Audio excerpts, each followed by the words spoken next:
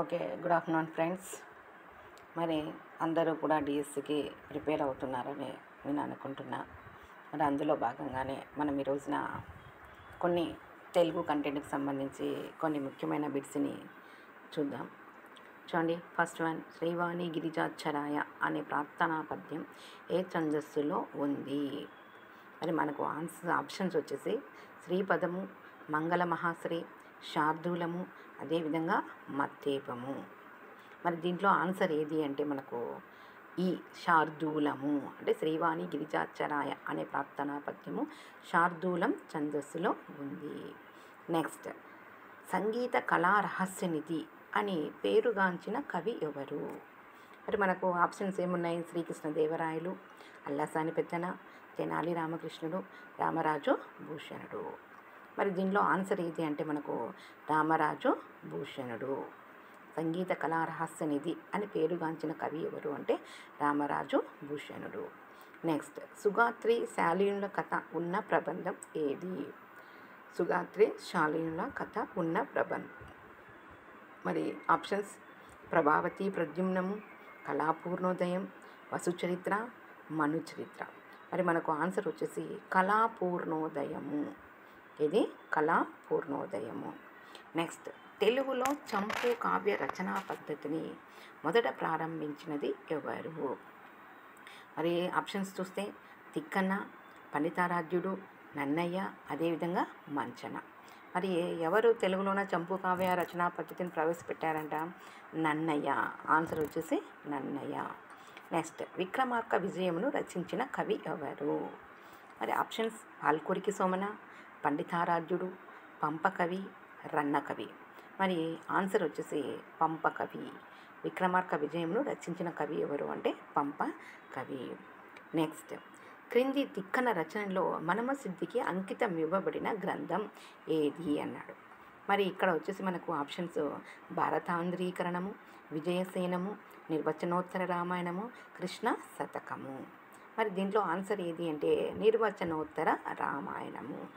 మరి తిక్కన రాసినటువంటి రచనలో మనమసిద్ధికి అంకితం ఇవ్వబడిన గ్రంథం ఏది అంటే నిర్వచనోత్తర రామాయణము.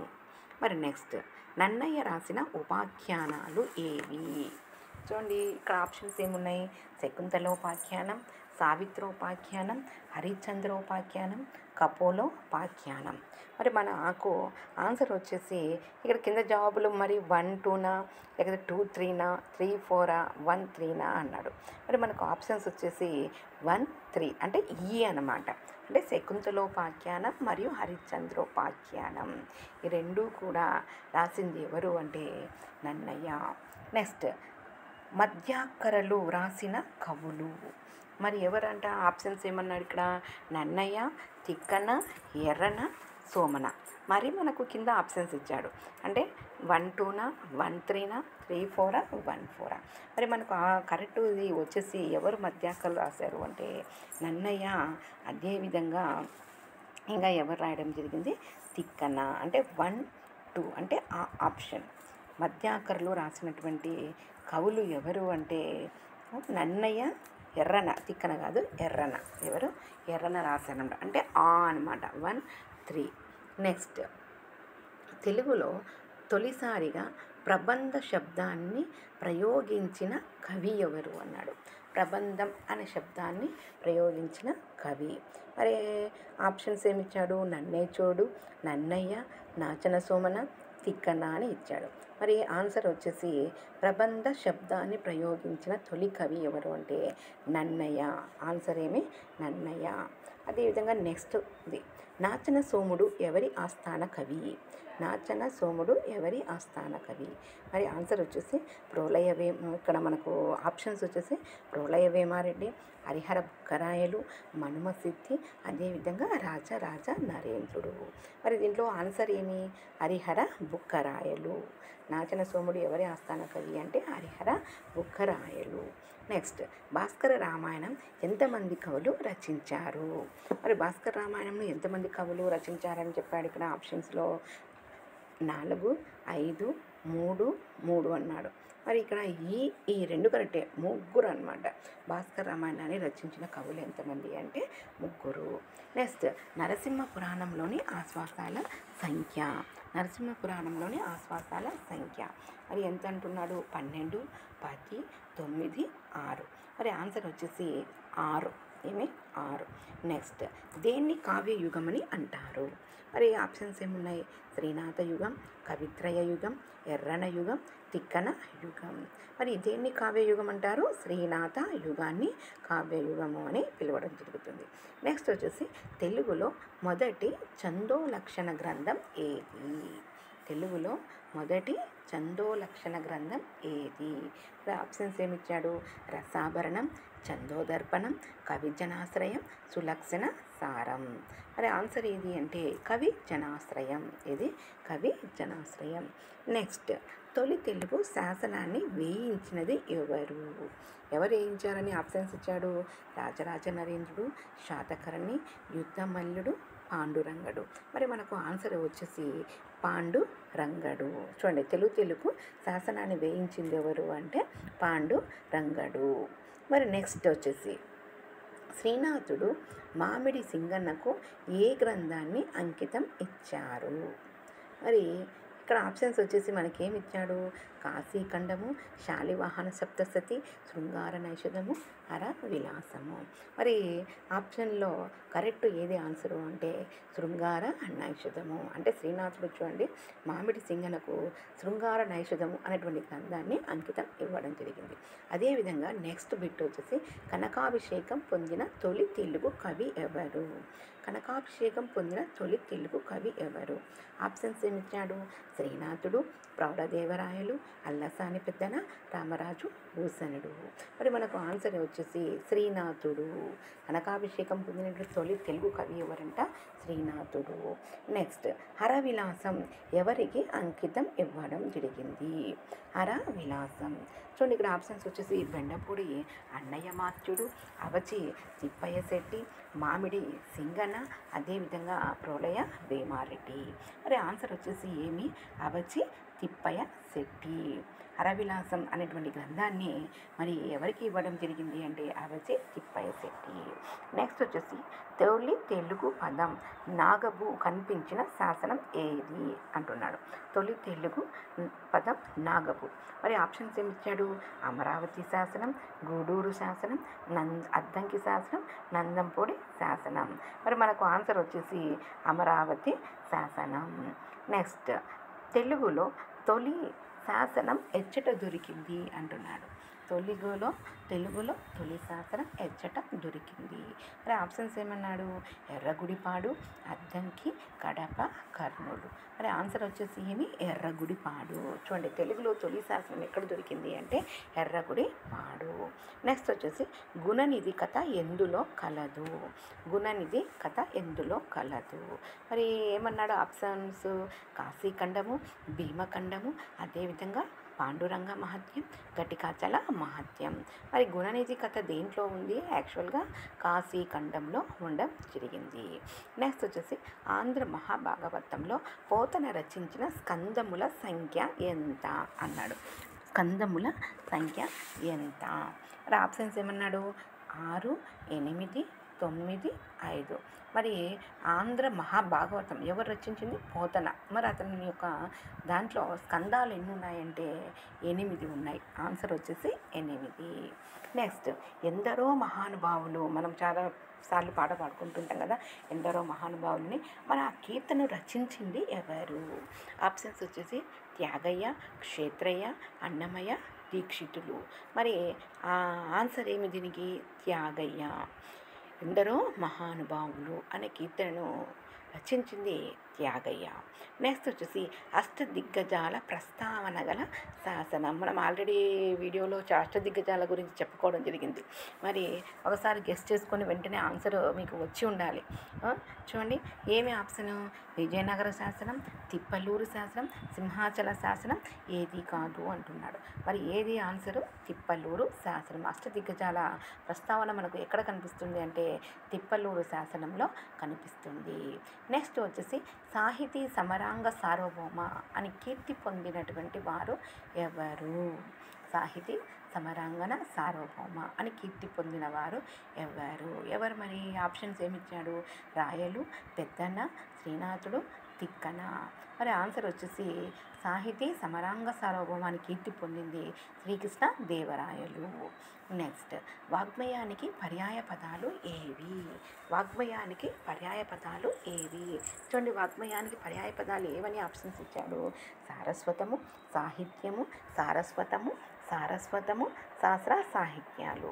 మరి వాగ్మయానికి పర్యాయ పదాలు వచ్చేసి సారస్వతము, సాహిత్యము, రెండు అంటే ఆ ఆప్షన్ అన్నమాట. రెండు కూడా వాగ్మయానికి పర్యాయ పదాలు. నెక్స్ట్, సుక్తిమతి కోలాహలుల వృత్తాంతం ఉన్న ప్రబంధం ఏది? సుక్తిమతి కోలాహలుల వృత్తాంతం ఉన్న ప్రబంధం. మరి ఏమంటున్నాడు? మనుచరిత్ర, కళాపూర్ణోదయం, వసుచరిత్ర, అదేవిధంగా పారిజాతాపహరణం. మరి సుక్తిమతి కోలాహల వృత్తాంతం ఉన్న ప్రబంధం ఏది అంటే వసుచరిత్ర. నెక్స్ట్, కలభాషిణి పాత్ర ఉన్న గ్రంథం ఏది? కలభాషిణి పాత్ర ఉన్న గ్రంథం ఏది? మరి ఆప్షన్స్ వచ్చేసి మనుచరిత్ర, కళాపూర్ణోదయం, వసుచరిత్ర, పారిజాతాపహరణం అన్నాడు. మరి ఆన్సర్ ఏది? కలభాషిణి పాత్ర, నలకూబరులు, కలభాషిణి ఈ పాత్రలు ఉన్నటువంటి గ్రంథం వచ్చేసి కళాపూర్ణోదయం. నెక్స్ట్, ప్రప్రథమాంధ్ర పురాణము ఏమనే ఆప్షన్స్ ఇచ్చాడు? మార్కండేయ పురాణం, స్కాంద పురాణం, బసవ పురాణం, వరాహ పురాణం. మరి ఆప్షన్స్లో కరెక్ట్ ఆన్సర్ ఏది అంటే మార్కండేయ పురాణం. ప్రప్రథమాంధ్ర పురాణం ఏది అంటే మార్కండేయ పురాణం. నెక్స్ట్, శ్రీకృష్ణ దేవరాయల వంశం ఏది? మరి మనం ఇది కూడా చెప్పుకున్నాం, 4 వంశాలు ఉన్నాయని చెప్పేసి. మరి అందులోన ఉన్నటువంటి శ్రీకృష్ణ దేవరాయల వంశం. మనకి ఇక్కడ ఆప్షన్స్ ఏం ఇచ్చాడు? సంగమ, సాలువ, తులువ, కాకతీయ. మరి సంగమ, సాలువ, తులువ 3 కూడా శ్రీకృష్ణదేవరాయల రాయల వారి వంశాలే. కానీ కాకతీయ వచ్చేసి అది ఒక సపరేట్ వంశం. మరి ఇక్కడ ఉన్నటువంటి రాయల వంశాల్లో మనకు ఆన్సర్ ఏది అంటే శ్రీకృష్ణదేవరాయలు వచ్చేసి తులువ వంశానికి చెందినటువంటి వ్యక్తి అన్నమాట. నెక్స్ట్, మార్కదేశీ సాహిత్య విభాగాలను మొదట పేర్కొన్నది. మార్గదేశీ సాహిత్య విభాగాలను మొదట పేర్కొన్నది. మరి ఆప్షన్స్ ఏమిచ్చాడు? పాల్కొరికి సోమనాథుడు, నన్నే చోడుడు, నాచన సోమన, తిక్కన. మరి ఆన్సర్ ఏది? నన్నే చోడుడు. నెక్స్ట్, తెలుగులో మొదటి స్వతంత్ర కావ్యము ఏది? తెలుగులో మొదటి స్వతంత్ర కావ్యము ఏది అన్నాడు. మరి ఆప్షన్స్ వచ్చేసి మనకి ఏమిచ్చాడు? పండితారాధ్య చరిత్ర, అదేవిధంగా కుమార సంభవము, బసవ పురాణము, దశకుమార చరితం. మరి ఆన్సర్ ఏది? బసవ పురాణం. తెలుగులో మొదటి స్వతంత్ర కావ్యం ఏది అంటే బసవ పురాణం. నెక్స్ట్ క్వశ్చన్, భరతఖండంబు చక్కని పాడియావు అన్నది ఎవరు? ఇది ప్రతి ఒక్కరికి కూడా చాలామందికి తెలిసినటువంటిది. భరతఖండంబు చక్కని పాడియావు. మరి ఆప్షన్స్ ఏమిచ్చాడు? పానుగంటి, గరిమెల్ల సత్యనారాయణ, చిలకమర్తి, విశ్వనాథ అని ఇచ్చాడు. ఆన్సర్ ఏమి మనకు? చిలకమర్తి. నెక్స్ట్ వచ్చేసి తిలక్ రచన. మరి ఇక్కడ వచ్చేసి 4 ఉన్నాయి. ఏమని ఆప్షన్స్? నగరంలో వాన, వెంకి పాటలు, భిక్షు వర్షియసి, అమృతం కురిసిన రాత్రి. మరి మనకు ఇది అందరికీ కూడా చాలామందికి తెలిసినటువంటి ఆన్సరే. తిలక్ రచన ఏది? అమృతం కురిసిన రాత్రి. ఇది అమృతం కురిసినటువంటి రాత్రి. మరి నెక్స్ట్ వచ్చేసి తెలుగులో తొలి నవలా విమర్శకుడు ఎవరు? తెలుగులో తొలి నవల విమర్శకుడు. మరి ఆన్సర్స్ ఇక్కడ మనకు వచ్చేసి ఆప్షన్స్ ఏమున్నాయి? కాశీభట్ల బ్రహ్మయ్య శాస్త్రి, చేకూరి రామారావు, కొక్కొండ వెంకటరత్నం, కొనగలూరి ఇనాక్ అని చెప్పేసి 4 ఉన్నాయి. మరి దీంట్లోన తొలి తెలుగు నవలా విమర్శకుడు ఎవరు అంటే కాశీభట్ల బ్రహ్మయ్య శాస్త్రి. నెక్స్ట్, తెలుగులో దేశీ కవితకు ఆద్యులైన రాజులు ఎవరు? తెలుగులో దేశీ కవితకు ఆద్యులైన రాజులు ఎవరు? మరి ఎవరంటున్నాడు? శాతవాహనుడు, కాకతీయులు, చాళుక్యులు, నాయక రాజులు. మరి ఆన్సర్స్ ఏమి? చాళుక్యులు. Next, vicar of the Wakefield దీని ఆధారంగా వచ్చిన నవల ఏది? మరి వికార్ ఆఫ్ ది వేక్ఫీల్డ్ అనేటువంటి దాని ఆధారంగా వచ్చిన నవల. మనకు ఆప్షన్స్ వచ్చేసి రాజశేఖర చరిత్ర, రంగరాయ చరిత్ర, వేయి పడగలు, మాలపల్లి అని 4 ఇవ్వడం జరిగింది. మరి ఆన్సర్ వచ్చేసి మనకు రాజశేఖర చరిత్ర. నెక్స్ట్, క్రింది వానిలో నన్నయ్య యొక్క బిరుదము ఏది అన్నాడు. ఆప్షన్స్ ఏమిచ్చాడు? సప్తశాసనుడు, విపులార్థ శాసనుడు, శబ్దార్థ శాసనుడు, విపుల శబ్ద శాసనుడు అని ఇచ్చాడు. అన్నీ చూడడానికి 4 కూడా ఒకే రకంగానే కనబడడం జరుగుతూ ఉంది. మరి ఆన్సర్ వచ్చేసి విపుల శబ్ద శాసనుడు. విపుల శబ్ద శాసనుడు. నెక్స్ట్ వచ్చేసి మొట్టమొదటిగా వితంతు వివాహము జరిగిన సంవత్సరము ఏమంటున్నాడు? ఆప్షన్స్ 1881, 1882, 1885, 1890. మరి ఆన్సర్ ఏమి? మొట్టమొదటిసారిగా వివాహం ఎప్పుడు జరిగిందంటే వితంతు వివాహం ఎప్పుడు జరిగింది? 1881లో జరిగిందనమాట. నెక్స్ట్, దర్శి చెంచయ్య రచించిన నేను నా దేశం అనేది ఏమి అని అడుగుతున్నాడు. అంటే నేను నా దేశం అనేటువంటిది నవలన, కథానికన, ఆత్మకథన, యాత్రా చరిత్రన అని అడుగుతున్నాడు. మరి ఏమది? ఆత్మకథ. చూడండి, ఇట్లా కూడా క్వశ్చన్ అడగవచ్చు. మరి నేను నా దేశం అనే ఆత్మకథను రచించిన కవి ఎవరు అని కూడా అడగవచ్చు మనకు. ఎవరు? దర్శి చెంచయ్య. నెక్స్ట్, కన్యాశుల్కం తొలి ముద్రణ జరిగిన సంవత్సరం. కన్యాశుల్కం తొలి ముద్రణ సంవత్సరం ఏది అన్నాడు. ఆప్షన్స్ వచ్చేసి మనకు 1890, 1895, 1894, 1897. మరి ఆన్సర్ వచ్చేసి 1897. నెక్స్ట్, ఇక్కడ చూడండి, వెన్నెలంతా మేసి ఏరు నెమర వేసింది అని ప్రకృతిని అందంగా వర్ణించాడంట. వెన్నెలంతా మేసి ఏరు నెమరు వేసింది. మరి మనకు ఇక్కడ ఆప్షన్స్ ఏమిచ్చాడు? నండూరి సుబ్బారావు, ఆరుద్ర, బసవరాజు, గురజాడ. మరి ఎవరు ఈ యొక్క వర్ణన చేసినటువంటి వ్యక్తి అంటే ఆరుద్ర. ఆప్షన్ ఎవరు అంటే ఆన్సర్ ఏది అంటే ఆరుద్ర. వెన్నెలంతా మేసి ఏరు నెమర వేసింది అనేది ఆరుద్ర యొక్క వర్ణన. నెక్స్ట్, కృషివలుడని ఎవరిని పిలుస్తారు? కృషివలుడని ఎవరిని పిలుస్తారు? మనకు ఆప్షన్స్ వచ్చేసి కట్టమించి రామలింగారెడ్డి, సూరవరం ప్రతాపరెడ్డి, కేవి రమణారెడ్డి, దువ్వూరి రామారెడ్డి. ఇది కూడా చాలామందికి తెలిసే ఉంటుంది. కృషివలుడని ఎవరిని పిలుస్తారు? దువ్వూరి రామిరెడ్డి గారిని పిలవడం జరుగుతుంది. నెక్స్ట్, తెలుగు సాహిత్యానికి మొదటి జ్ఞానపీఠ్ అవార్డు ప్రకటించిన సంవత్సరం. మొదటి జ్ఞానపీఠ్ అవార్డును ప్రకటించిన సంవత్సరం చూడండి, 1975, 1995, 1970, 1997. మరి ఆన్సర్ వచ్చేసి ఏమి? 1970. నెక్స్ట్, అరసం ఏర్పడిన సంవత్సరం. అరసం ఏర్పడిన సంవత్సరం ఏది? ఆప్షన్స్ మనకు 1942, 1945, 1950, 1957 అని ఇవ్వడం జరిగింది ఆప్షన్స్. మరి ఆప్షన్స్లో ఆన్సర్ ఏది అంటే 1942. అరసం ఏర్పడిన సంవత్సరం 1942. నెక్స్ట్, ఇంకొకటి చూడండి, గుండె గొంతుకలోన కొట్లాడుతాది కోకుండా నీదురా కూసింతసేపు అనే మాటలు ఏ గేయంలోనివి అని అడిగాడు అనమాట. గుండె గొంతుకలోన కొట్లాడుతాది కూకుండా నీదురా కూసింతసేపు. మరి మనకు ఆప్షన్స్ చూసుకున్నట్లయితే ఒకసారి కిన్నెరసాని, పూర్ణమ్మ, వెంకి పాటలు, దేశభక్తి. మరి దీంట్లో ఆప్షన్ ఏది అంటే ఆన్సర్ ఏది అంటే వెంకి పాటలు. చూడండి ఫ్రెండ్స్, మరి ప్రతి ఒక్కరికి కూడా డిఎస్సికి ఉపయోగపడే విధంగానే మీకు బిట్స్ని ఇవ్వడానికి ప్రయత్నిస్తూ ఉన్నాను. మరి ఎందుకంటే అందరి దగ్గర బుక్స్ ఉండొచ్చు, కానీ మీకు ఇంపార్టెంట్ అయినటువంటి వాటిని మీకు అందించడానికి మేము ప్రయత్నిస్తున్నాం. మా ఛానల్ని ఖచ్చితంగా సబ్స్క్రైబ్ చేయండి, ఎందుకంటే మీ సబ్స్క్రైబే మాకు కొండంత ఉత్సాహాన్ని ఇస్తుంది. కాబట్టి తప్పకుండా మీరు మా ఛానల్ని సబ్స్క్రైబ్ చేసుకోవడానికి మర్చిపోవద్దండి. Next bit, folklore folk life అనే గ్రంథ రచయిత. ఫోక్లోర్ ఫోక్ లైఫ్ అనే గ్రంథ రచయిత.